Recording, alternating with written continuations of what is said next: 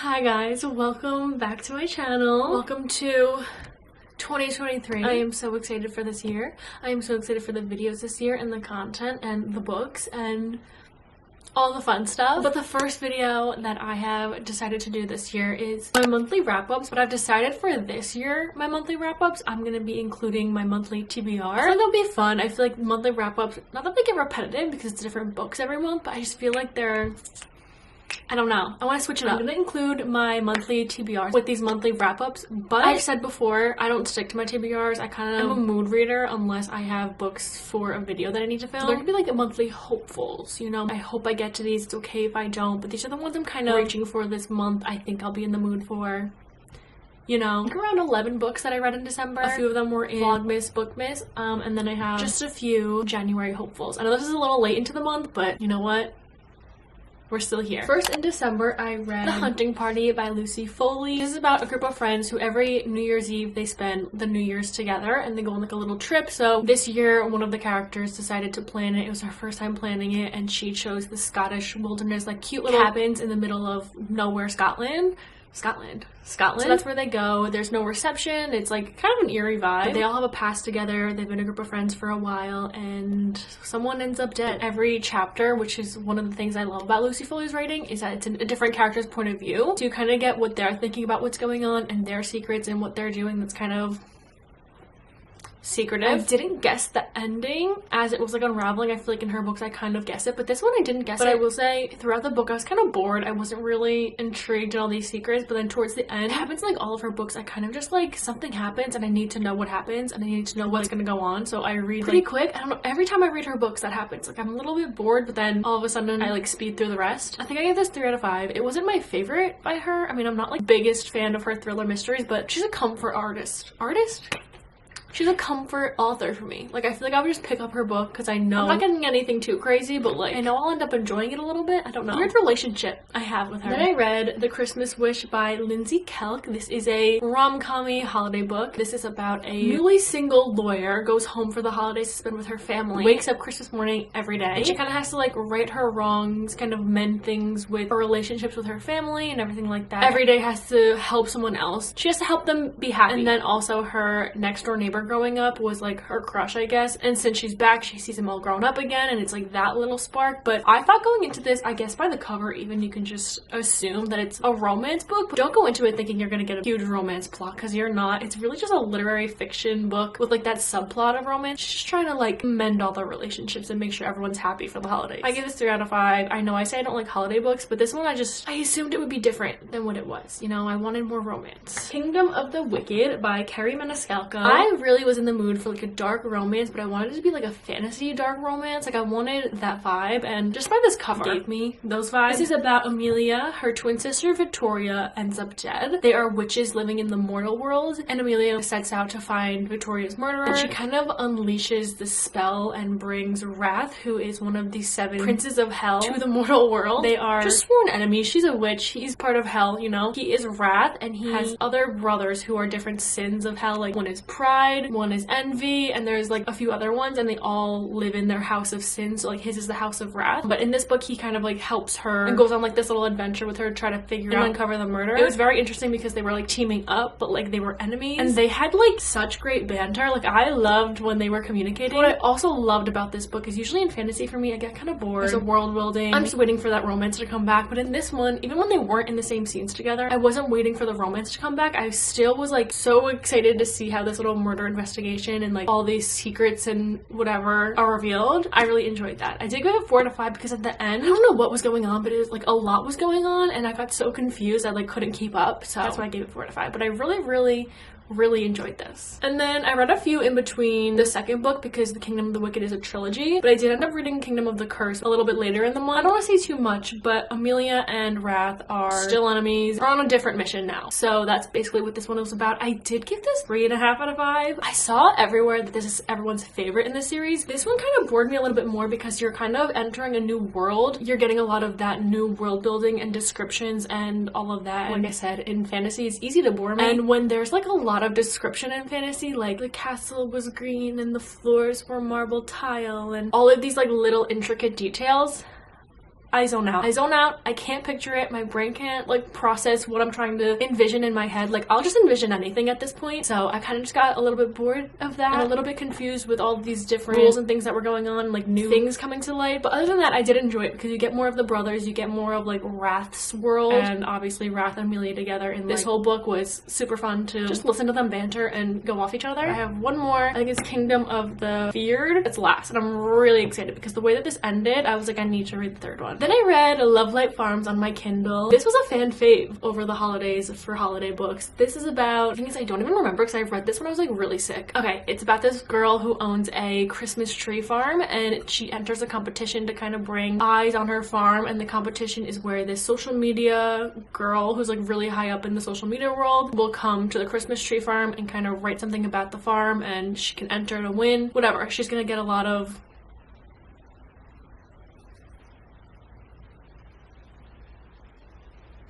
a lot of people will see her farm. On the application that she wrote into this competition thing, she put that she owns the farm with her boyfriend. She doesn't have a boyfriend, so she needs to find someone that will fake date with her, pretend that they are dating and own the farm together. So she ends up fake dating. I think it's her friend of a while. They end up fake dating. I'm a big fake dating lover. I love fake dating. I love when they're in front of like a bunch of other people and they have to pretend that they're dating, and like secretly it's like, I love it. But this one was weird because they were fake dating in the own privacy of like her house and like together trying to figure out how they would be if they were dating. It wasn't like a real, to me, how I like fake dating, so I didn't really love it. I also was waiting for that lady to come and see the farm because that was like the whole summary of the book. What the point of the book kind of was like this girl's gonna come and they're gonna fake date and everything, but she was maybe in like 2 scenes like 70% of the way in through the book, and that kind of bummed me out because I had expectations and they weren't really met. It wasn't bad. It was just boring kind of to me. I gave it 3 out of 5. I don't know what's wrong with me in holiday books. I don't know. They're just not my cup of tea. Then I read The Housemaid by Frida McFadden. I got this recommended to me so many times. She is homeless and she gets hired by this really rich family. It's husband and wife and daughter. The wife is like crazy. She'll say something and then she'll contradict herself and then she'll go crazy on the housemaid. The daughter's just the brat, and then the husband is just like apologizing, like sorry about my wife, all this stuff, and he's kind of like, she's crazy, the wife. And you're trying to figure out like what's going on, why she's acting like that. And it's so interesting. The writing style I was told was kind of like Alice Feeney, and I think I agree with that. I couldn't put it down. It's just like you want to know what's next. I will say that I guessed as it was going on what was going to happen at the end. Like I wrote in my notes, I was like, I don't think they're going to get me. Like I think this is it. And I was right, even though I knew it was coming. It was so good. It was so entertaining. I loved it so much. I think I gave it 4.5 out of 5, 4 out of 5. Around there. I need to read more by this author. I'm so excited. I've gotten a few other books by her recommended, and I need to get them. This was just so good. Deserves the hype that it's getting. Love on the Brain by Ali Hazelwood. It's about this girl B who is sent to another state to work with her arch nemesis in the science field on this kind of project for NASA. It's like huge thing that's going on, and she's in one part of the science field, he's in the other, so they kind of have to come together for this project. But like I said, their arch nemesis, back in the day, he was like so rude to her, so it's an enemies to lovers. A lot of people are saying it's very similar to Love Hypothesis, but personally I just think the whole science field is similar. The Love Hypothesis is fake dating. This one is enemies to lovers, like 2 separate tropes. I will say that the main characters Levi and Dr. Carlson are very similar. I feel like they're just like big science guys, but Bree and Olive are definitely 2 different characters. Bree for me got a little bit annoying. She kind of acted a little too childish in my opinion. I loved this book because Ali Hazelwood's writing is so refreshing. It is so different than any other romance author that I read. It's just, I was like laughing at some scenes, I was laughing at some of their banter. Levi is just a dream, and it is very predictable. Like, you know what's really happening, you know what's coming and all of this, and even though it's a predictable little rom-com-y situation, it's so good. I loved this. I loved this a lot. I think I gave it 4 out of 5. I'm an Ali Hazelwood stan. Okay, and then I read Marriage for One by Ella Mays. This is surprising. One,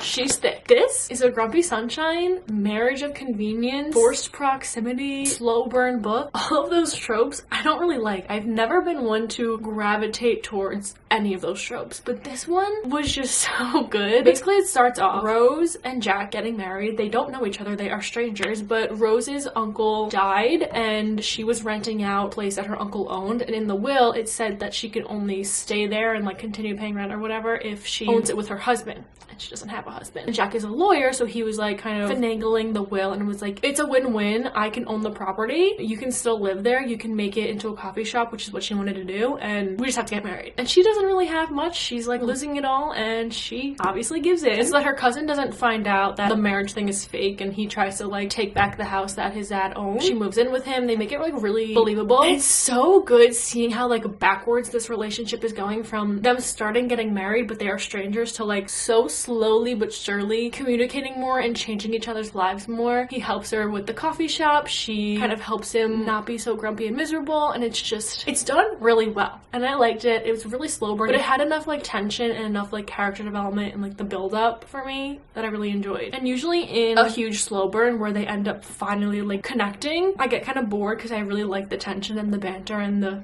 angst. But in this, after it happened, I was still interested and intrigued to see how they would continue their lives. So yeah, I really liked it. The cover though should be like illegal, but it was great. I really enjoyed this. I gave it 4 out of 5. Okay, why am I out of breath? I Know Who You Are by Alice Beanie. This is my last Alice Beanie book. I'm so sad. This is about an actress, Amy, whose husband goes missing one day, and you get the timeline of her finding out her husband's missing and trying to like figure out what happened to him. The cops are all up in her business. Like, she doesn't know where he is. The timeline of her when she was younger, her growing up, and situation when she was younger growing up. And it kind of just shows why she's the way she is today through that. Definitely look up trigger warnings. I have never read an Alice Beanie book with this many trigger warnings. I feel like you should look up. There's child abuse, animal abuse, domestic, like there's a lot going on in this book. Definitely look into that, but I don't know how she does it, but I gave this 4 out of 5, and I wrote down every single theory I think that could have happened. I feel like I've read so many Alice Beanie books, I've loved so many of them that I thought that I could just like figure it out. I had from like the most basic plot twist to like the most out-of-pocket plot twist written down that I thought was gonna happen as it was like unfolding. I will say that the end was very uncomfortable and very out there. It wasn't fun to read. I feel like if you've read this, you know what I'm talking about, but it got me. The best is when I finish these books, I still have so many questions that I wish I could have answered. I need another book by her. I love her so much. Birthday Kisses. So this is holiday novella between Crew and Ren from A Million Kisses in Your Lifetime. I love them. When I saw that this came out, I was just so excited. It's on Kindle Unlimited. 50 pages of literally just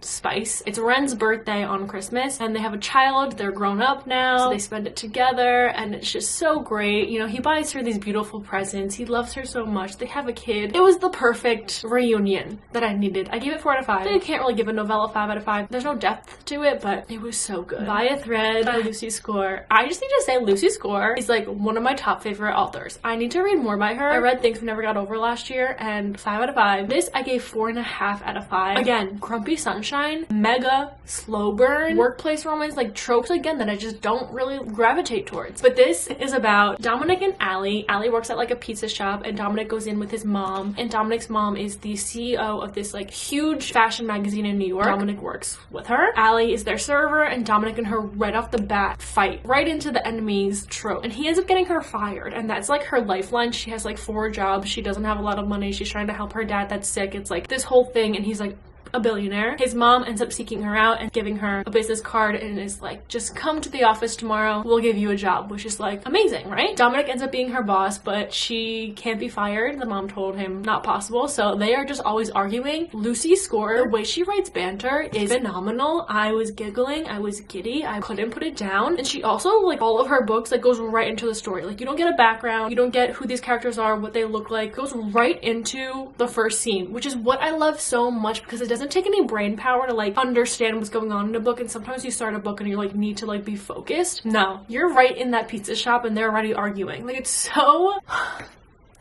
good. I love her writing so much, and it takes like over 300 pages for like anything between them to really happen. And for me, I would usually get so bored. I'm like, this is like way too slow. But their chemistry and the tension and everything is so good. I'm obsessed, like so obsessed. I will say I give 4.5 out of 5 because, like I said before, after like they do end up connecting, I get kind of bored. I'm like, I kind of miss that banter. I kind of miss the tension, but it was still so good. I love this book. Will I round up to 5 stars?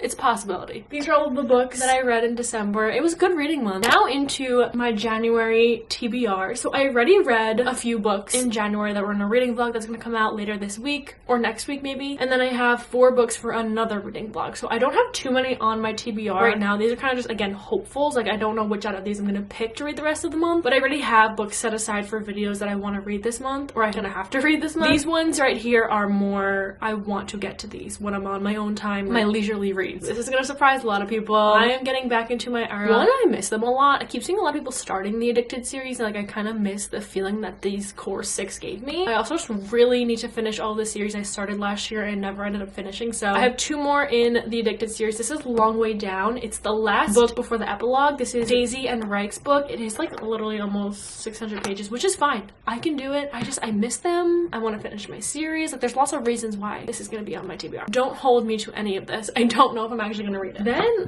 I'm not going to say too much about this. You're going to have to wait for my reading vlog that comes out next week, but I'm going to be reading Keeping 13. I already read Binding 13. I have like so many opinions on that book. You guys are going to tell me to shut up, like stop talking about it, but I don't think I can. I have so much to say, but I got no closure out of it, so I'm gonna have to read Keeping 13. Another 600 page -2 font book with this cover. Anyway, yeah, this is on my TBR just because I just feel like I have to do it. I have to do it, and that's that. And I really want to read In a Jam by Kate Canterbury. This cover is so freaking adorable. This is a small town second chance. She moved back to her small hometown. Her fiance called off the wedding. She must be married within a year. Interesting. I think this is a single dad small town, which I don't love those tropes. But like I said, I don't like Grumpy Sunshine and Slow Burn, and look how I did last month. So I'm excited for it. I heard it's really good, and that's all I have. Okay, the last 3 I have here are just at the bottom of the list, but like I'll probably get to them in February. Like, I'm gonna end up getting to them sooner, but not as soon as these books that I just mentioned. The first is The Way I Used to Be by Amber Smith. I heard this one's heart-wrenching. This is about a girl who is sexually assaulted, so major trigger warnings just right off the bat. And it says it's told in 4 parts between all 4 years of her high school. It reveals the deep cuts of trauma, but it also demonstrates one young woman's strength as she navigates the disappointment and unbearable pains of adolescence, of first love and first heartbreak, of friendships broken and rebuilt, all while learning to embrace a power of survival she never knew she had hidden within her heart. I think this one's gonna hit deep. That's really all I have to say about this. These 2, will I get to them? Probably not. They're just here. The Soulmate Equation by Christina Lauren. I just really want to read this so bad. It's a DNA equation called Genetically. It's a matchmaking company that claims to find you the one using your DNA. So it's kind of like The One that I read, literally called The One by John Mars, but more romance, I'm pretty sure. And someone said that this is like a better version of The One, because I couldn't really connect to any of the characters on that one, so I'm excited to try this one out. It's like another version of the same book. And then The Dead Romantics. You know, it's been a while. I've had this on my TBR for so many months now, and I just heard so many good things. Like, so many people that read this were surprised by how much they loved it. I feel like that might be me. Fingers crossed. But this is about, I actually don't know. Florence is the ghostwriter for one of the most prolific romance authors in the industry. After a terrible breakup, she no longer believes in love. It's as good as dead. She has to return home, help her family bury her beloved father, until she finds a ghost standing at the funeral parlor's front door. Interesting. It's like, do I like ghost romance? I don't know. We're gonna find out. That's the last one on my TBR list of this month. Might I add that we're also almost on the 2nd week of January, and I have some thick books to read, but I'm an overachiever. I will not be disappointed if I don't get to them. Let me know if you read any of these. Let me know your thoughts. Any opinions? Thank you guys so much for watching. I hope you enjoyed the first video of the year. I have a really exciting video coming on Monday. A little announcement video, so stay tuned for that. I hope you guys are excited, because I literally can't stop thinking about it. I cannot wait to just put the video out and let you guys know what I'm doing. Thank you guys for watching. Hope you enjoyed. Let me know any of your December reads, your monthly TBR. Like, I want to know your guys' reading updates. I will see you hopefully for my next video on Monday. Goodbye.